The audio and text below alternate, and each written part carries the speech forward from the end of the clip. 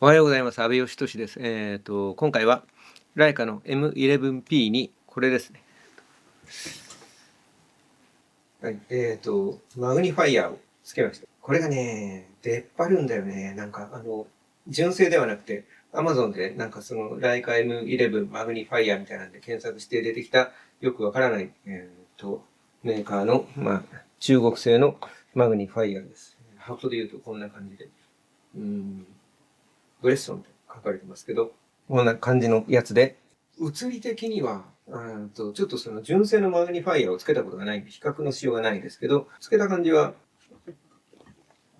最初に、これをつけた時には、あんま変わらないなという印象で、しばらく使ってみて、どうだろうな、あんまりつけた感じ、すごくこれでその変わったっていう感じがしなくて、出っ張るし、戻すかと思ってこれを戻してみたら実はすごい効果があることが分かって、これを外しちゃうと今度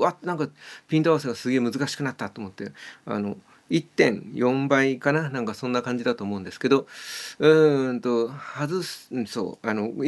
結局のところちょっと一回これに目が慣れてしまったらちょっと戻るのがきついというか、もう外してしばらくしたらまた目が慣れると思うんですけど、しばらくはちょっとこれで、行ってみようかと思います。要するにこれを外してマグニファイアなしで目を慣らしていくよりは、これをつけた状態でちょっと出っ張りがありつつ上手にカバンから出し入れできる方法を模索する方法が、手間が少ないような気がするというか快適度が高い気がするんで、こういう形でこの部分が金属パーツでできていて、でこの目の当たる部分にはその上からゴムのなんていうかカバーをつけることができます。これをつけないと、ここの部分がゆるゆるでくるくる回転して、でこれによって視度というかその視力の調整をするみたいで、一応この辺でだいたい合わせておいたので、これに対してこれをつけると回せば回っちゃうけど、回りづらくなるんで、とりあえずはこんな感じで、使っていこうかなと思います。もっと物々しいいわゆるアイカップというかこのぐしゃっとこう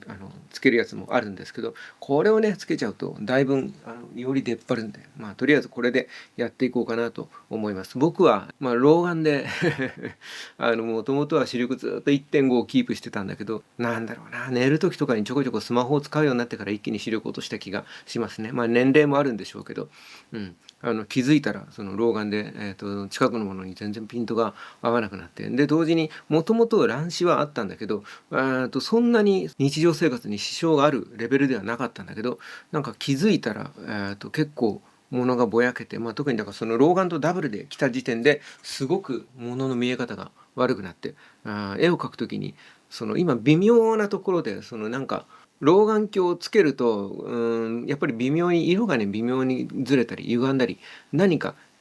自分のその体感的に違和感があるんですよ。だけど外しちゃうとやっぱり細部のディティールが分かんなくなって、ちょっと書き終わってから例えば老眼鏡をかけたりとか、あるいはちょっと離してみたりとかパソコンの画面でチェックしたりすると結構荒い状態のまま OK にしちゃってることに気づいたりみたいなことがあるんで、その外したら外したでそういうミスがあるし、つけたらつけたでちょっと違和感があるしで難しいところで、今はだから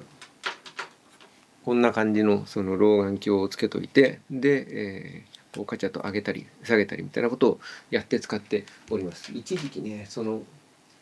これだいぶ期待したんだけど、ビクシオンっていう、これ何度か自分の動画にも登場してますけど、機械的にそのピントをシュッと水を使ってレンズの厚みを調整して、この辺に距離センサーがついていて、でその対象物に瞬間的にピントを合わせてくれるっていう、だからその自分の目を使わずに、そのピントを合わせてくれる、視力補正メガネみたいなものがクラファンであって、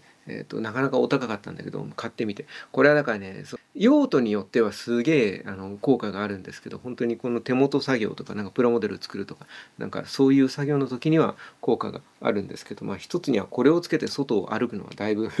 だいぶキテレツな感じがしちゃうっていうのと、この見ての通りレンズがだいぶ小さいんで視野がちょっと狭いんですよね。これをつけて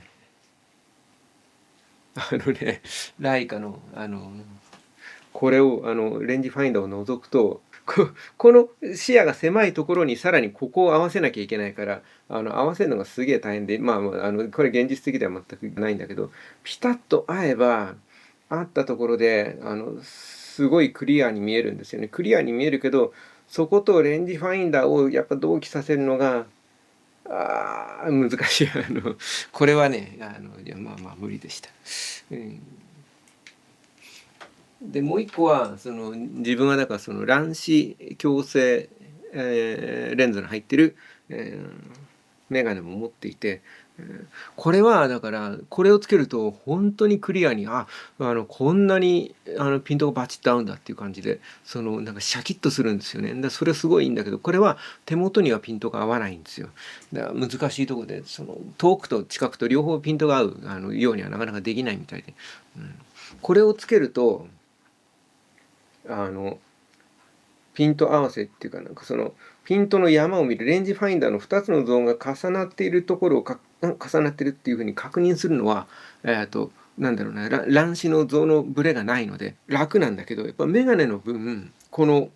レンズまでの距離が空いちゃうんでちょっと像が逆に小さくなっちゃうんですよね。そしてやっぱりレンズがここに今ゴムのカバーつけたとはいえカツカツ当たるのがやっぱり怖いというか不安で、そうだな、普段眼鏡まだつけてないですしね。